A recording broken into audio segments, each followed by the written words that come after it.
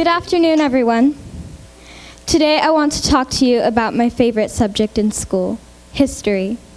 I know that some people may think of history as a very boring subject in school. Perhaps they think of it as a long lecture about a lot of dead people, as well as dates and events that happened a long time ago. But I don't think of history in that way at all. No one should, because history is so much more than just lectures. And these dead people accomplished many great things that make our modern lives so much easier.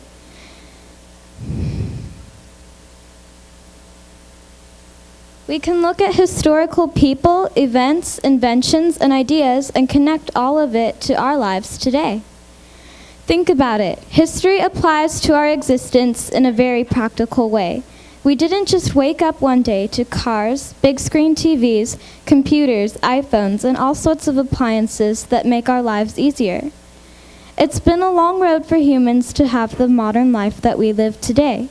It took creative people to think about these things, plan out these inventions, figure out if and how their ideas would work, build and construct their inventions, find their errors, and finally make any necessary improvements to give us the way of life that we might take for granted.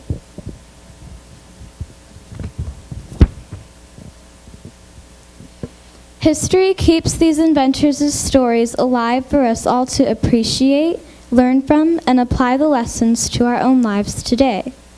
But how do you get today's kids interested in history? How do you get them to appreciate history as so much more than a timeline of names, events, and facts to be memorized for a test? Well, I want you to raise your hand if you enjoyed hearing stories as a child. You see, that's everyone. I don't know anyone who didn't or doesn't enjoy listening to good stories. Now I would like you to imagine yourselves in a classroom. There are donuts on everyone's desks, and the whole room smells like chocolate frosting. There's a man in a suit and a tie at the front of the room. He is holding a big book and reading to the whole class while the students are eating their donuts. This big book is full of pictures that support the stories within. And the stories are captivating. All the while, he punctuates the details of the stories by waving a yardstick like a sword during medieval history and showing slideshows of famous art from the Renaissance period. The man offers to take a break, but you ask him to go on. He continues reading and comes to the last page, the last paragraph, the last sentence, and finally the last word. It seems like a cliffhanger ending, though, because you really don't want the story or the experience to end. And that is how this man has managed to take a possibly boring history lecture and turn it into an enthralling and entertaining experience for his students.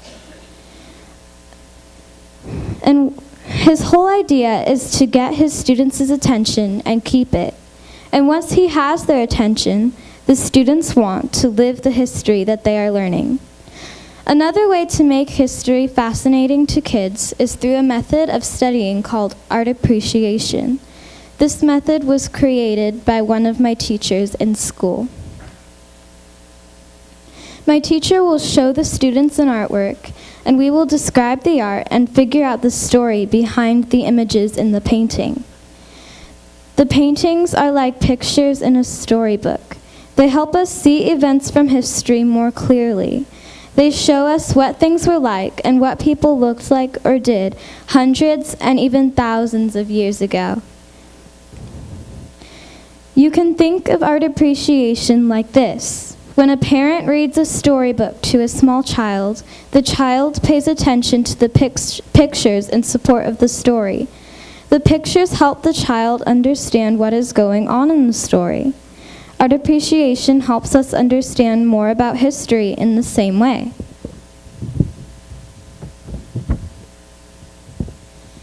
Now that I have shared with you my passion for history and art appreciation and what makes both so exciting together, I'm going to talk about this painting that I chose to have on the screen all this time. Let's study it for a moment.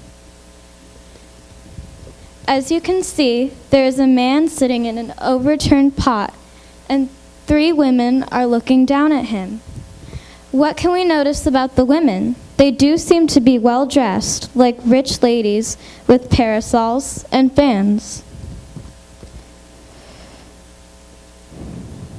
What do we think they are doing? Well, the one in pink seems to be looking at the man out of curiosity.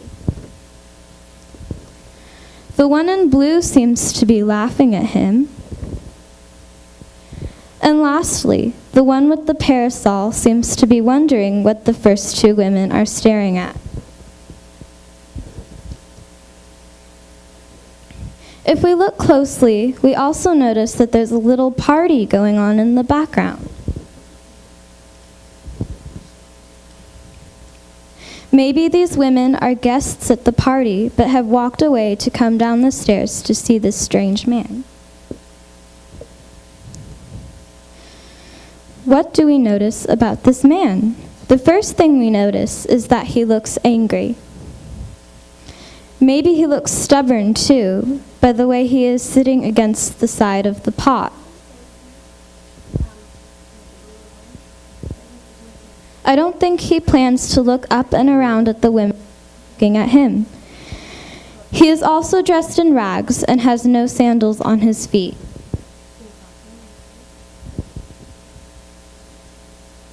Is he poor? Is the pot his shelter? How strange that he is sitting in his pot, looking very poor, angry, and stubborn, just a few steps away from a party. Just by spending a few minutes looking at all the details of the painting, we can learn so much about this man, and we can wonder what it is that he is thinking and feeling. The title of this painting is Diogenes by John William Waterhouse. Diogenes is a real figure from history. He was a Greek philosopher from the 4th century BC. By seeing this painting in school and doing some research online, I decided to write a poem about Diogenes, which I would like to recite for you today. A long time ago, in ancient Greece, there lived an old man named Diogenes. He chose to be poor and to live in a pot. When others chose to enjoy a nice day, he did not. He went into town with a lantern in hand and claimed to be looking for an honest man. Instead, he found crooks, scoundrels, and thieves, those of who insulted his thoughts and beliefs. He was said to have acted much like a dog. He was stared at, laughed at, and still moved along. At times there were insults he just couldn't take, but he was too proud to hide or back away. Just before his life ended, before his voice ceased, he said, "Give my body to the animals so that they may feast." And that was the end of Diogenes.